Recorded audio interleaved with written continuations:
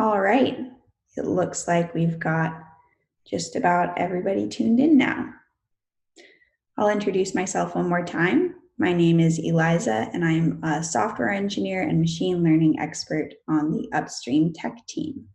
It looks like we've got quite a few folks tuned in today from across the industry. We've got some hydropower producers, some corporate sustainability groups, some civil and environmental engineers, conservation organizations, software engineers. Thanks y'all for tuning in. It's cool to see such a variety of folks from across the water industry, and it really underscores how important hydrological modeling is to many different lines of work. At the end of the presentation, we'll have some time for questions. And the way to ask questions is just at the bottom of your screen. There's a little Q&A button that you can click on, so stick around for that. Today, we will be talking to you in this webinar about the past, present, and future of hydrological models. So first, just a little bit about who we are. Upstream Tech is a public benefit corporation. We're a group of 15 software engineers, scientists, conservation experts, machine learning experts.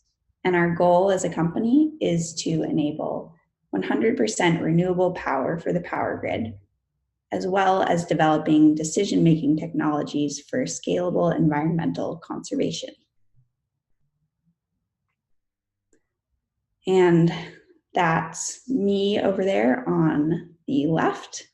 And now I'm going to pass it off to Alden, who is our CTO, a software engineer, machine learning expert, and hydrology expert. Off to you, Alden. Thanks, Liza. Hi, everyone. So I'm Alden, and that's me over there on the right. And I'm excited to talk to you all about the past, present, and most importantly, the future of hydrological modeling today. So our little outline about what we'll be talking about. First, the past. So this is a look at the way people have been doing hydrologic modeling over the ages. Upstream Tech is a relative newcomer to this field, and it's really fantastic that we're able to build on generations and generations of hydrology research when we do our work. So first we'll do a look back, and that can help kind of frame as we go forward. Then we'll talk about some of the models that are currently in operation right now. So there's thousands of models running all the time, and we'll just focus on a couple of them that are really operational, that you can rely on day to day. And then we'll talk about what we believe is the future of hydrologic modeling. So a lot of this draws from work that we do with a number of really smart academic collaborators. And essentially, we believe the future is really combining these lessons of the past from what the hydrologic literature and research community has learned with a bunch of new technologies like satellites and machine learning. So the purpose of all this is really to look at these hydrologic models, which are tools that allow us to say something about water. And that's really important because for many, many reasons, but you might care about how much water is going to come to your hydropower asset. Will there be enough water in the stream to support the riparian vegetation and all the fish that need to live there in the whole ecosystem? Will the water be clean enough to drink down at the city? All these are really important questions, and they're becoming more and more important as we move into the future. So getting started with the past, this will be by no means an exhaustive survey of every hydrologic model that's ever been produced, but my goal here is really to give you a framing when you see a new hydrologic model to think about what it's trying to do and how it goes about doing that modeling. So the first question really is, what are we trying to model at all? At the biggest, highest level, we kind of can break that down into two things: how much water, water quantity, and then water quality. A lot of people just say water quality, but what that really means is a bunch of different metrics, and depending on who you are and where you are and what you're trying to do, those metrics are different, such as temperature, how much dissolved oxygen, or gas, that's a GAS there, uh, turbidity, fertilizers, algae blooms. Those are becoming much more important and really challenging to handle. Um, so these are all questions that hydrologic models seek to answer. How much water will I have, and will I be able to use it? Uh, on the right there is our obligatory hydrologic cycle drawing. This comes in lots of flavors. This one is definitely on the simpler side of things. There's a lot more fluxes, as they call them. Flux is some energy or mass moving between places. And these show just kind of the key, most important ones about how the water moves around the hydrologic cycle. And most hydrologic models are trying to answer, they're not trying to do all of it all at once. They're focused on answering some particular subset of questions. And so they'll have some representation of the rest of what's going on in that picture. Generally, they'll be designed to help you work in one part of that, say, just the groundwater. So these models can help you answer questions like, what areas will flood in a huge storm that's expected to come? So these are flood extent models. An example of one of these, the Army Corps in the US created the HEC-RAS model. And that's sort of the standard if you're doing how much area will flood. If you're looking at how much water will be flowing through a river tomorrow, there's a whole lot of models that attempt to answer that question. That will really be some of the main focus of what we'll look at in this webinar. And then also how much water is stored in the aquifer, in the deep groundwater. That's getting more and more important in California as and other places all around the world as groundwater pumping becomes a larger piece of our water supply. So one of the potential big questions when you're coming to look at a model is, how do we actually represent space? And there's a few different broad categories of the way people do this. So we've got a basin, and that's all of the area that drains down to some point. So these are all going to be generally at some higher elevation than the outflow of the stream or the river that we care about. And this is all the land and the rivers and mountains that are upstream of that. And the first and the simplest way you can represent space is just by taking that whole basin and considering it all as one thing. And that's called a lumped model, because we lump the whole basin all together. And so those almost don't really have a representation of space, or you can think of the representation of space as kind of like as if it's one big average of the basin. One example that we have noted in there is the Sacramento soil moisture accounting model. That's a really popular model, and it is a lumped model. The next kind of, as you seek to get maybe a little bit more complex and actually represent how things are laid out in the world, that's called a distributed model. And so distributed models actually have some idea in them of what's upstream and what's downstream, and did this water fall up here, or did the rain happen down closer, and where exactly in the basin did that, all the different processes it's tracking happen. And within distributed models, you can break those up into, there's different ways people will break up the larger basin into smaller units. And the first is pictured there on the left side of that picture, which is a gridded model. And a gridded model is exactly what it sounds like and looks like there. We just divide the world up into squares and then have some sort of processing happen at each one of those grid cells, grid squares. And then generally there's some routing model which will connect those lines to say that water flows off of one of those cells into maybe the channel that runs through it and then continues flowing down to the bottom of the basin. Another way to represent space in a distributed model is by actually dividing the basin up into sub-units, sub-basins that are sometimes called hydrologic response units. And those generally are drawn so that they follow the contours of where water flows more realistically. And so that can help your model. Sometimes you even need less little grid cells, so it can take less computation time, but you don't have to deal with things like a grid cell that happens to cover two sides of a mountain ridge and then need to figure out where the water is going to flow out of that grid cell. So we can represent space as one big lumped thing, or we can divide that out. And for different modeling needs, different things are appropriate.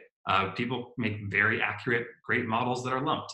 But sometimes, especially if you're dealing with a bigger basin or a basin that has a lot of heterogeneity, lots of different things happening, a distributed model can be helpful.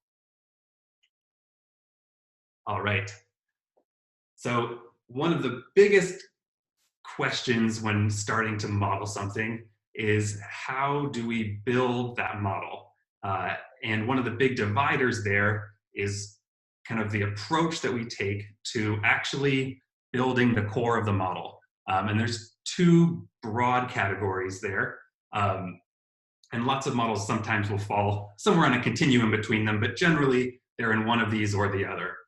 So a physical model starts with a hydrologist writing down equations that we know about the world. So these are physics equations, like how fast water travels over land, or how quickly water percolates through soil into the ground, or whether rain, some precipitation will fall as rain or snow. And then the modeler decides which of all the physical processes that we know something about, like rainfall, like groundwater infiltration. Maybe we care about how much the plants are transpiring water back into the atmosphere. Which of those processes are going to be represented in their model, and then they write out all the equations connecting up the different pieces of those different equations, and then end up with a model that allows you to put in all the weather values that you would take as input into your hydrologic model, and then ultimately predict the value that you're trying to predict, such as how much discharge will there be, or how much water will there be in the aquifer. Another way of doing it is a statistical approach. Sometimes this is called empirical or data-driven modeling.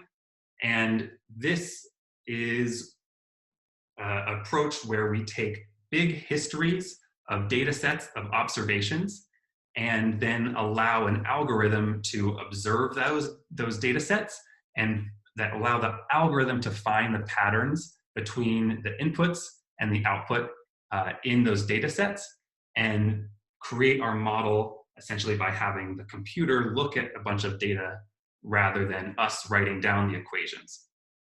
And in both of these types of modeling, there'll be some time usually where we are training or calibrating the model. In a physical model, the things that we're training and calibrating are parameters such as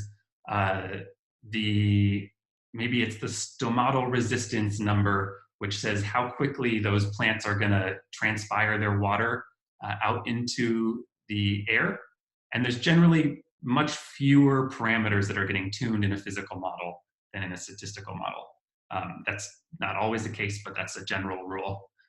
In a statistical model, we're setting up some sort of general equations, and there's usually more flexibility and quite a bit more parameters. And there's often no place specifically in the model that you can point to and say, here's exactly where the model is dealing with, say, snow accumulation. So I thought maybe I would provide an example here of a physical versus a statistical approach to one tiny part of but very important part of hydrologic modeling, which is called snow water partitioning. So this is a question of when precipitation falls down, will it be in the form of snow and collect on the hillsides, or will it be rain and run off more quickly into the river? So a physical model, the physical approach to this question would be to go take what we know about how water freezes and say, I think that I've observed out in the world, and I know from physics that rain freezes around 32 degrees Fahrenheit, sometimes a little bit higher. So I'm going to actually code in my model if the air temperature is, say, above 32 degrees, I will say the precipitation falls as rain. If it's below, I'll say it falls as snow. And people might make that equation a little bit more complicated because sometimes there's a mix of rain and snow right when you're on the boundary. But that's essentially, it's the humans coming down and saying, I know that this is how things work, so I'm going to write out an equation to represent that. The statistical approach, on the other hand, would be to go collect lots of rain and snow gauge measurements so this might come from one of the USDA's SNOWTEL snow gauge measurement stations.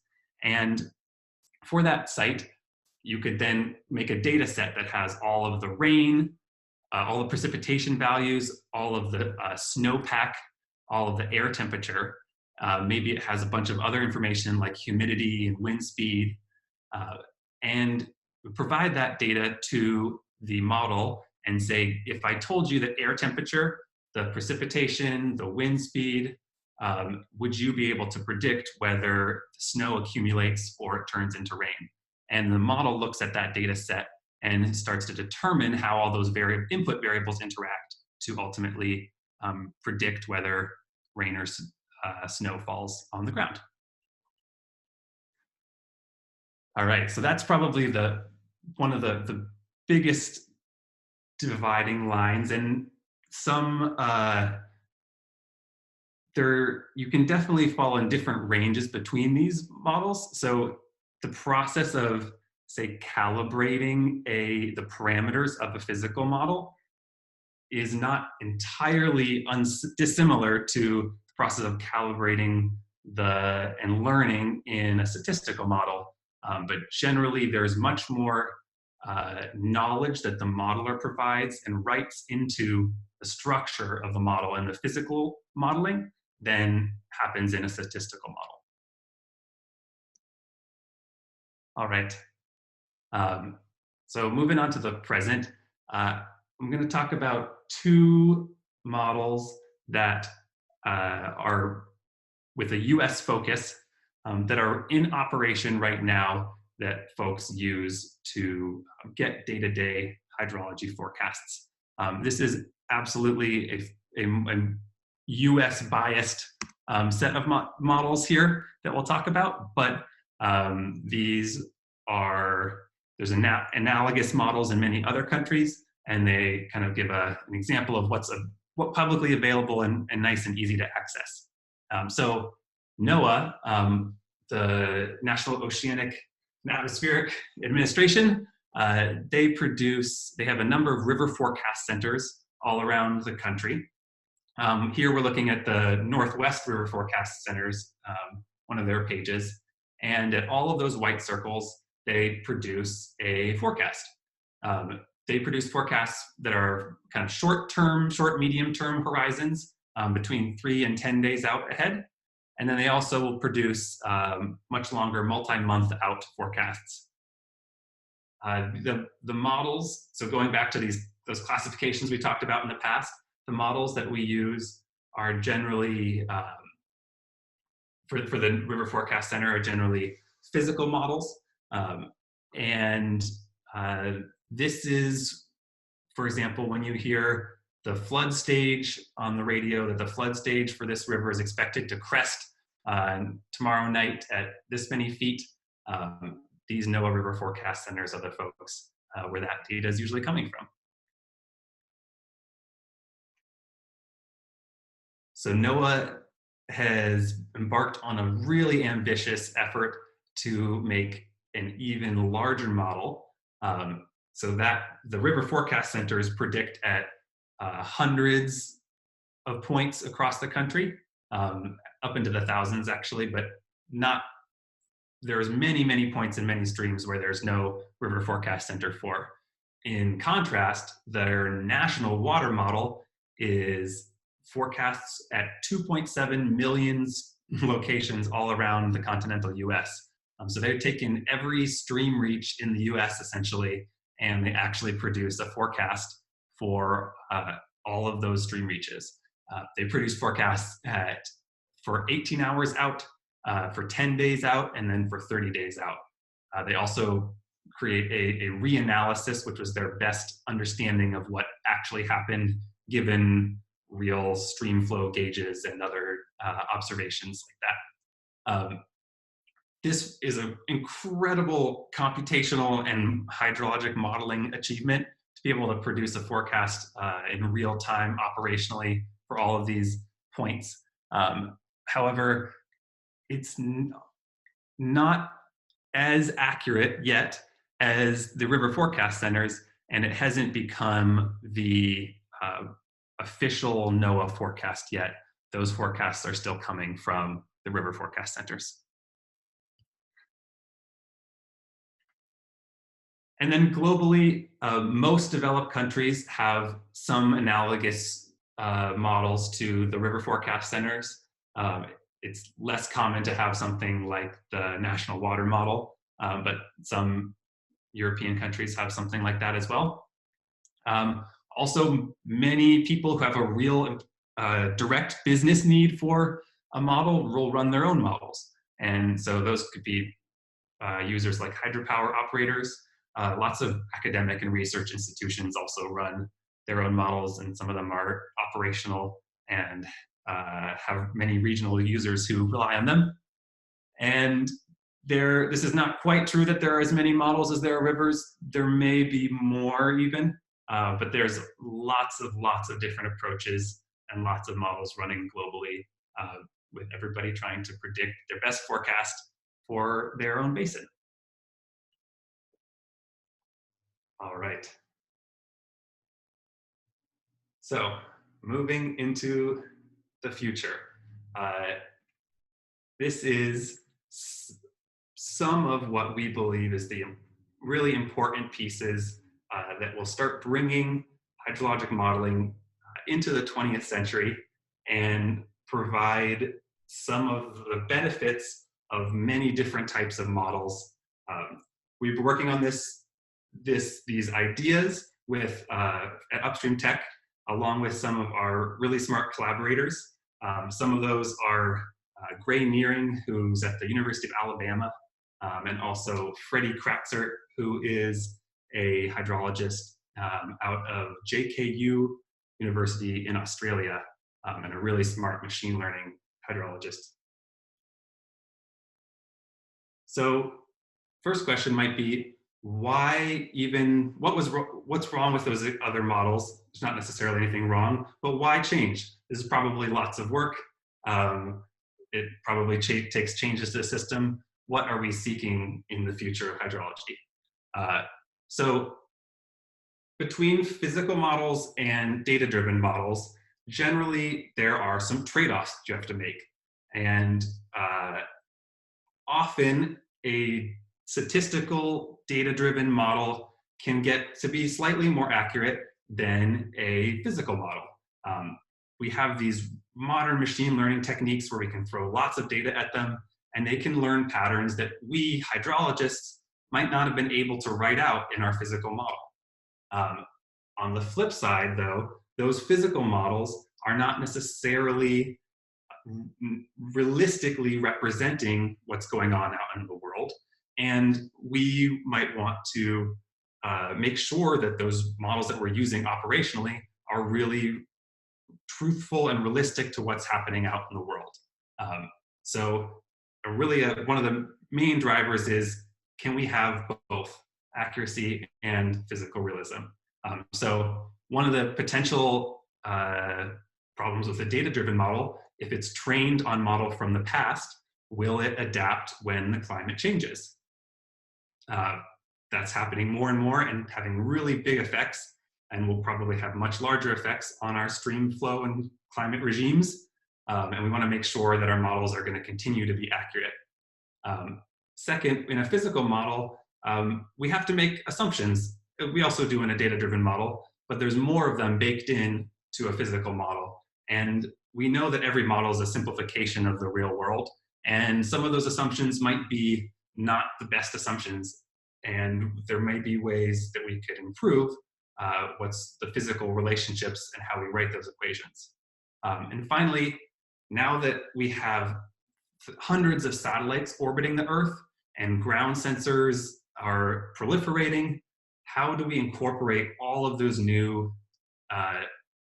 inputs into our models? From the hydrologic research, we know that they should be useful and important and informative of our forecasts, but it's not always straightforward to add those into physical models. For some physical models, in particular sensors, it might be, and there's very nice, straightforward ways. But in others, for example, and for many different types of satellite inputs, there's not as straightforward of a way to input new inputs into a physical model. In contrast, in a data-driven model, it's generally fairly simple to add additional inputs. So ultimately, with all of this, we're looking for new ways that might help us better understand what's happening in the hydrologic processes, and maybe even find some new hydrologic laws. All right. So this concept of theory-guided data science is something that we think will be really helpful going into the future of hydrologic modeling. So it's a way and a general approach to bridge and bring physical understanding and theory to statistical approaches, statistical modeling.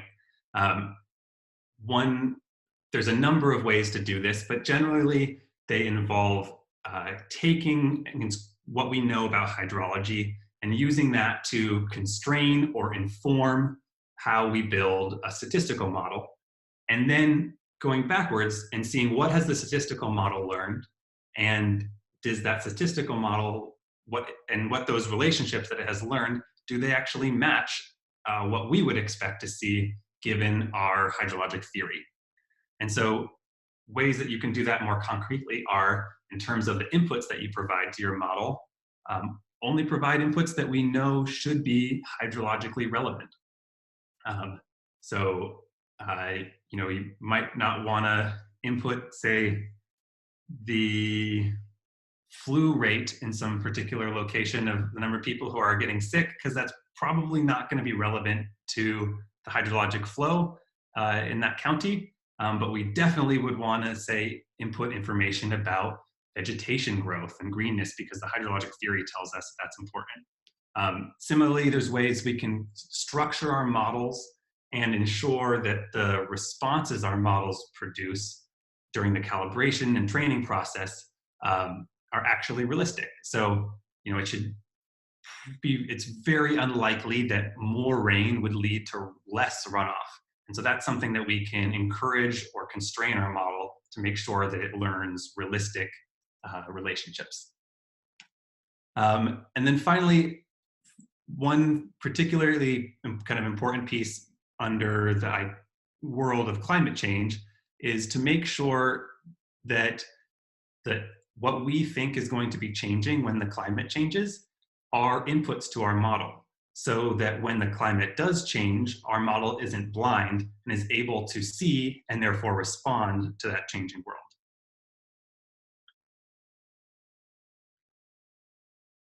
So in satellites, we have this not entirely untapped. There's been lots of work and in traditional and past modeling research, hydrologic research, incorporating satellite inputs into models.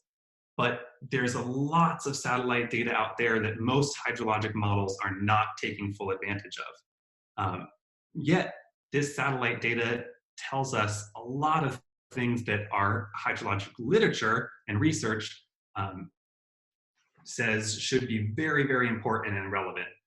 So one example that I mentioned before is vegetation, how much vegetation is growing, how green are the plants, and how actively are they absorbing water, breathing that water back up into the atmosphere, slowing down water as it runs down the sides of mountains. And similarly, how much snow is there? With satellite observations, we can see where the snow is and how it's melting and accumulating and where that is spatially. And that's all really important information when you're trying to make forecasts. So on the right here, this is data from a particular satellite sensor called the MODIS satellites. These are operated by NASA.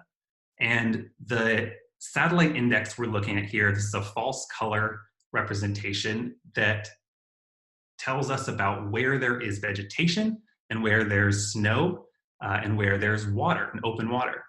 So the dark green colors are where vegetation is really vigorous and healthy, and the brown and light yellow colors are where we're kind of looking at bare soil or dirt, and then the white is where we have deep snow cover. And so we can see that the satellites are actually able to capture these annual patterns where in February it's covered in snow and then it melts. And then now we're in the peak of the summer in June and it's super lush and green. And those white splotches we have there, those are actually lakes and reservoirs. And so you can see that's Almanor Lake in the center kind of left, and that Honey Lake in the right. And this is up in the Sierra Mountains in California, right near the border with Nevada.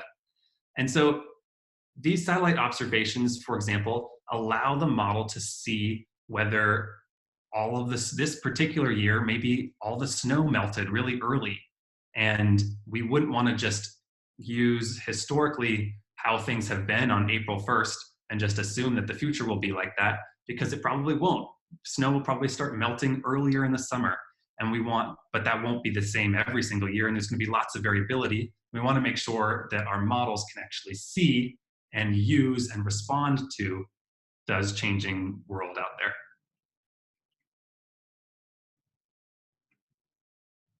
Another thing that's been developing, and this has been a continuous change, but we're really getting to an exciting point with it now, is that there's very much larger data sets and way simpler and more accessible access to really big and many cheap computers.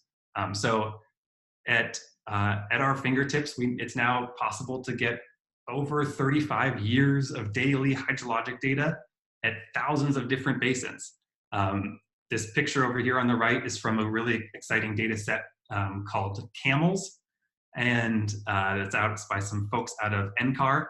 And this has been really useful for our research and the research of the collaborators that we work with. And so now we have data from not just one particular site, but hundreds of different sites all across the continental US. And there's actually CAMELS data sets for Australia and South America, and it's growing and growing by the day. There's also satellite data, which is generally global in coverage, which allows us to extend and have these consistent data sets of these ground observations in lots of different places. On the computing side of things, it's now possible to just check the prices for the high performance graphic processors that we use to run our machine learning models on. And we can rent those for 14 cents an hour now. If we use essentially Google and Amazon will rent you their excess capacity, and they'll rent you that for about a quarter, a fifth of the price. And now these chips, which used to be very expensive to get access to, are now a couple cents an hour. Similarly, on data storage, we can store all of these huge data sets that we need very, very cheaply on cloud systems. And what all that enables us to do is start searching and start having our algorithms search for relationships, not just at a particular site, but across many more locations and across time.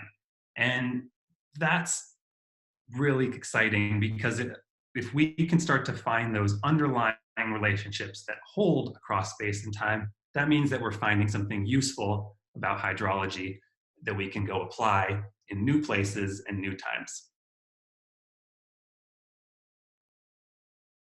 So one of particular way to make a statistical, data-driven model is a neural network. And these are just one of many tools that you can use when doing statistical modeling, but they happen to be very flexible and very powerful. It's almost impossible now to not hear something about artificial intelligence in the news. And generally, neural networks are the type of tool and learning algorithm that's being used in most of those situations. What they do is they have a number of inputs and then a number of layers, and there's actually connections between each of the nodes in the layers, and then each of those connections has a weight, a strength of that connection. And then in the learning process, what happens is that all those connections start randomized, and then we put in a new sample, some observation, say a time series of weather data, satellite observations, and then the output that we're trying to predict. And that would be, say, the time series of discharge flow forecasts at some stream gauge.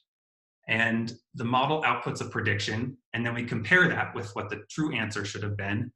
And we work back through the network and adjust the strength of each of those connections to make it so that the next time the model predicted, the prediction would be a little bit more accurate.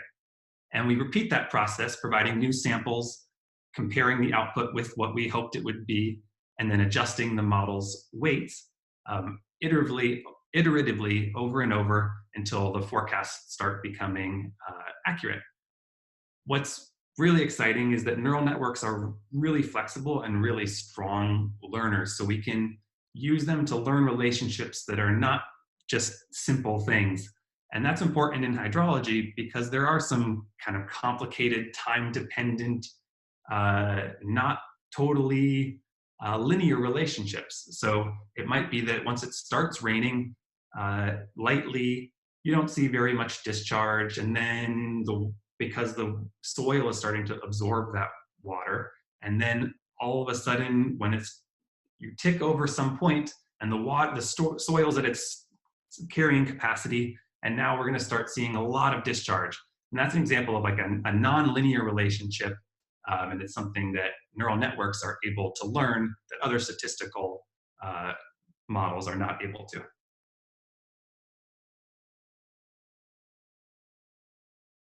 So one example of what those more complex relationships that neural networks are able to learn is the ability to go predict in a new place where we never had any gauge observations. So this is particularly a challenging problem. It was actually named as hydrology's decadal science problem from 2003 to 2013. And we kind of got to the end of it and still didn't have a fantastic answer. What we did using some of that data set that has hundreds of basins all over the US is trained a single model that takes in not just the weather data as inputs, but also takes inputs that describe the basin, like the soil types and the elevation and this elevation grade and the land cover types there. And that model then is trained on all hundreds of those basins all at once, and then goes and makes a prediction in a new place that it hasn't seen any gauge data from, and is able to be really, really excitingly accurate. So we, along with some of those collaborators I mentioned who are noted down here, have a paper in review right now describing our work, and we're really excited about this. The long and short of it is that these neural networks, a particular type of them called a long short-term memory, that's that LSTM, that particular neural network structure lends itself really well to being able to learn those relationships about how the weather interacts with the land to ultimately produce stream flow. If you want to read that paper, by the way, you can head to our website, hydroforecast.com, and there's a news section there that has a link to it. It's in review, but the preprint is out on the internet now. So this is the part I think might be the most exciting to me, at least, which is traditionally neural networks and other statistical models have really been thought of as a black box. And that's not great when you're wanting to make operational decisions about whether you should tell people to evacuate, whether you should open your dam, when you really don't want to have a black box. You want to be able to look into it and have it describe to you why it's making the predictions that it's making so that you can have trust in those forecasts and make sure that you're making a safe decision or a wise decision. So one of the things that we've been doing with neural networks, and this is again along with some of those academic collaborators, is building tools that allow us to look at the predictions during particular time periods and see which inputs influenced those predictions and in which ways did they influence the prediction. So what we're looking at in this plot right here is really asking the question of, it's in April and May of 2019 at this particular place in California that's very snow driven. So this is essentially the spring snowmelt period. What inputs and from when in the history, which inputs cause there to be more water in the streams and in the river, and which inputs cause there to be less. So the period of time that we're looking at here is April and May. So it's between this tick mark here and the final end of the graph. And what we see, what these lines show, is the output of these tools that we built to ask the neural network what's important and what is driving that prediction. And so when we have a high value somewhere, that means that input on that particular day contributed to more flow during April and May.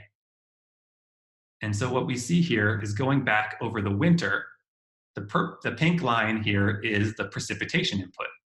And we can see it's very positively correlated at some particular points in time with the amount of discharge during the spring.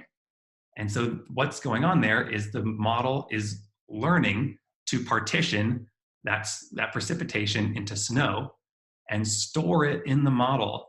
And so it's saying back in February, back in January, when a lot of precipitation came down, I learned that I should record that as snow, keep track of that.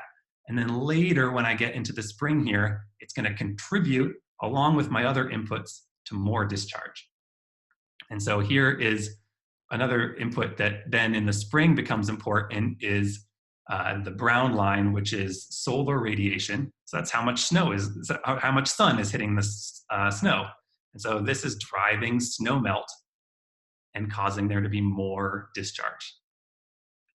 There's lots more within this plot, but that's what I'll focus on for today. And please don't hesitate to reach out if you want to see a plot like this, say for your location. And so this is our final slide here before the Q&A. And I mentioned on the past slide that the model was learning to keep track of snow. Another way we can look at that and make sure that's actually happening is look at the internal memory states of that long short-term memory neural network that we have. And that neural network actually maintains a number of different states that represent things that are going on, that represent states of the basin. And we don't tell it which things are actually important to keep track of. Instead, it learns that there are some particular things like soil moisture, snow, that are important to track. And so this figure comes from a paper that Frederick Kratzer, who works part-time with us and is one of our academic collaborators, along with a number of other people, published. And he looked at these memory cells inside the neural network and saw that one of them very clearly is where the model learned to track snow. And so this is memory cells 4 in this particular case, but nobody told the network that it should learn to track snow in memory cell 4. It just said, by looking at all this data, I know that's something I need to keep track of, and I will keep track of it in memory cell 4. And so here we can see in this plot, as the air temperatures get lower and lower, there's also some precipitation happening, but that's not plotted here. The model starts to accumulate this cell value 4, and it gets higher, which is right when we would expect snow to increase, snow accumulation in the basin. And then as we go into spring, it starts to head down and eventually melts. So this is another way that we look inside these neural networks, open up that black box, and make sure that what the statistical model has learned jives with the physical theory that we would hope and expect. So those are a couple of examples of how we think that theory and data-driven approaches can be joined together and help us produce more accurate forecasts that we can rely on.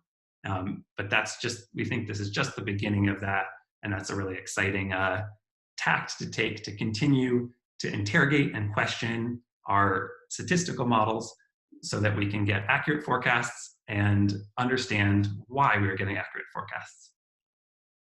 All right. We're at the Q&A section now. Thank you all for sticking around. I see that I don't think we lost a single person through that whole webinar, so I appreciate that so much.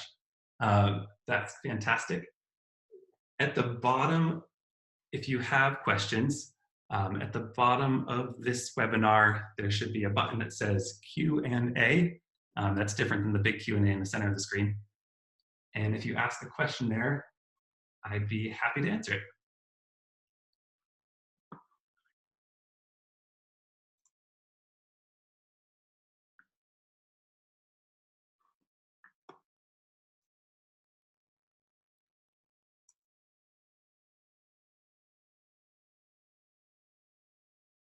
All right.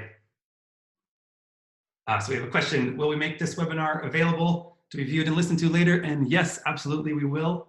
I believe that the way that will happen is we can send out an email to participants, but you can also see it on our website. We'll post a link there in the news section.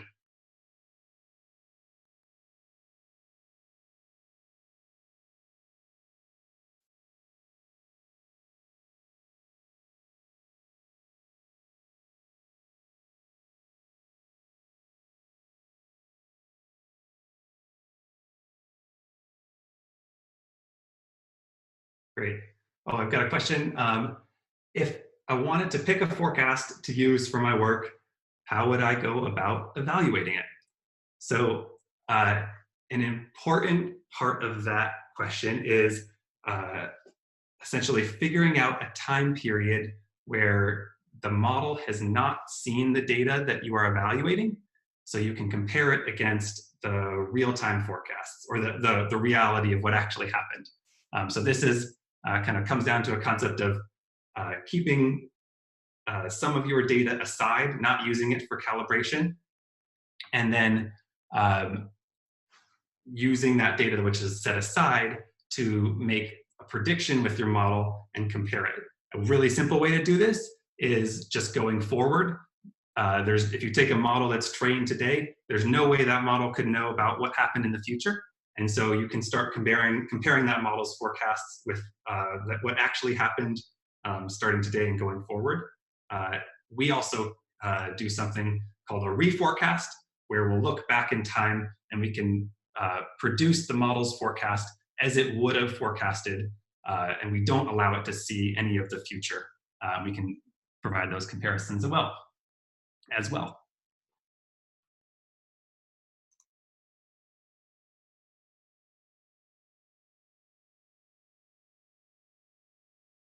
Oh, great question. So question is very interested in the work to determine flows in ungauged locations. Presumably that approach relies on having access to extensive land use data, um, or land cover and soil type data.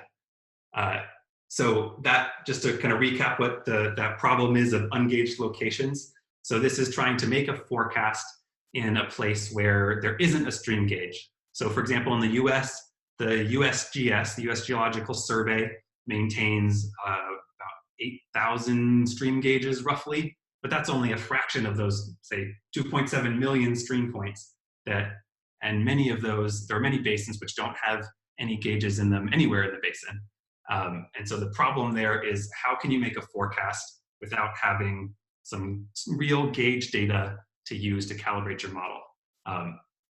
And so the answer to your question about that requires land cover and soil type data, is that's exactly correct. We do need to have extensive land cover and land use data that covers all the places we're trying to both the places where we calibrated and trained the model that we're going to use in new locations, and in the places where we want to make predictions. The great news is that those data sets in general exist, or we can compute them on our systems. So for example, there are soil data sets that cover the United States, continental United States, at really, really high resolution. And then there are some that cover the globe at moderate resolution. And there are land cover data sets that are updated frequently. For example, that NASA produces one that's at 500-meter resolution that's updated every single year. And so we incorporate that data into our models. And what's really exciting is it is actually available in all of the places that we both want to train and then predict our model.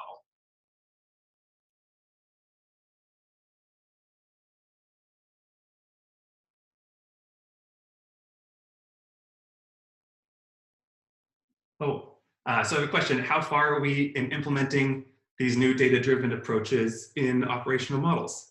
And the answer is, we have operational models running, up and running, producing daily forecasts for customers in the United States. And we're quickly expanding into other locations.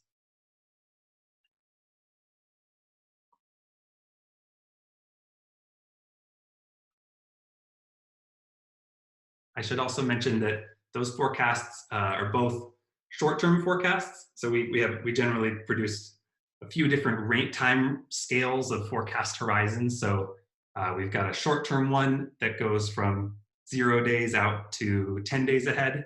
And then we have seasonal forecasts that go out many months ahead in the future.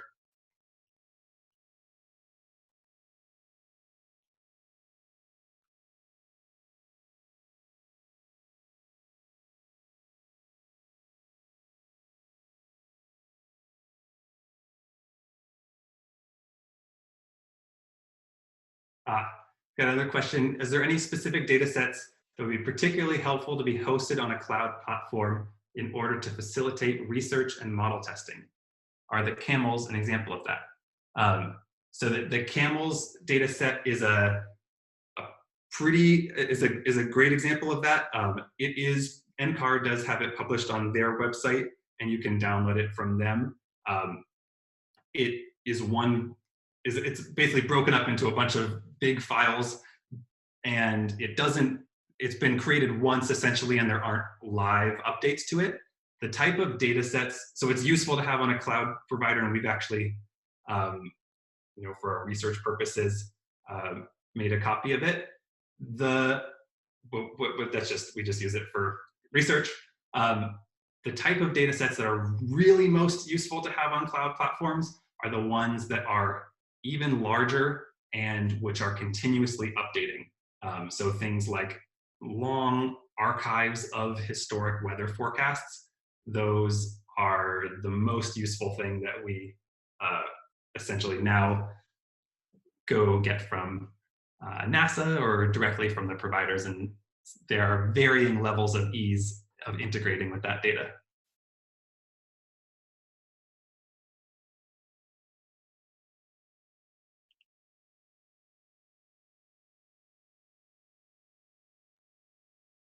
Great.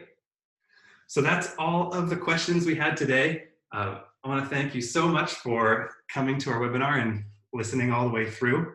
Um, if you would like to learn more, please don't hesitate to email either Eliza or myself here, or head to our website. It is hydroforecast.com. Thank you all, and have a great rest of your day.